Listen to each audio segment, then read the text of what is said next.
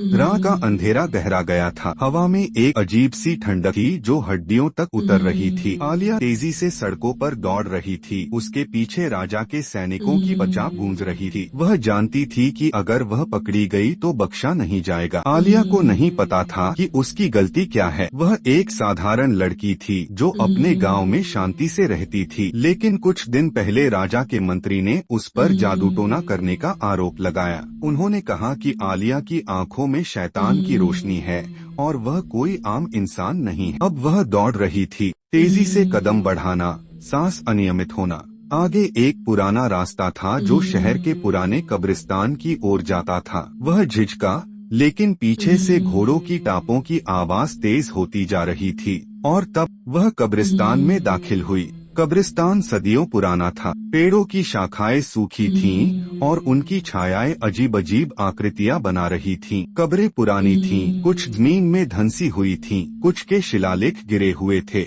हवा में सड़ांध थी, जैसे मिट्टी के नीचे कुछ सड़ रहा हो। आलिया एक ऊंची कब्र के पीछे छिप गई, सांसों पर काबू पाने की कोशिश की। सिपाहियों के कदम करीब आए, फिर थोड़ी देर बाद धीरे धीरे लुप्त हो गए। वे चले गए थे।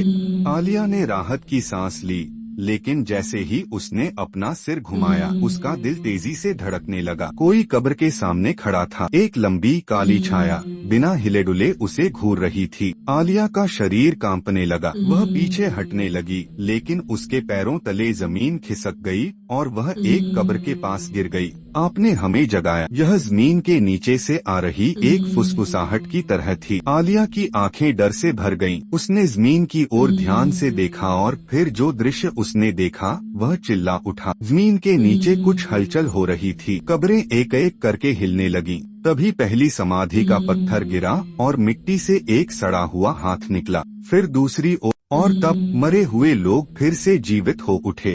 कब्रिस्तान में जगह जगह कब्रें खुलने लगीं। उनमें से सड़ेगले शरीर निकल रहे थे। उनकी खाली आंखें अंधेरे में चमक रही थीं। चारों ओर से फुसफुसाहटें आ रही थीं। आलिया ने भागने की कोशिश की, लेकिन धरती की जड़ों ने मानो उसके कदम रोक रखे थे। उसके चारों ओर लाशों का घेरा बन गया था। कुछ के चेहरे क्षत विक्षत थे, कुछ के दांत टूटे हुए थे और कुछ के मुंह ऐसे खुले हुए थे मानो किसी ने उन्हें पीट पीट कर पीड़ा पहुंचाई हो। तभी एक अजीब घटना घटी। एक लंबा शव आगे बढ़ा। उसके हाथ में एक पुराना लैंप था।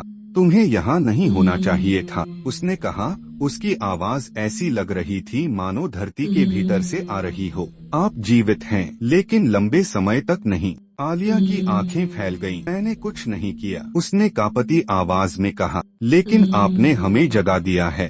फिर देखते ही देखते वे सब उस पर टूट पड़े।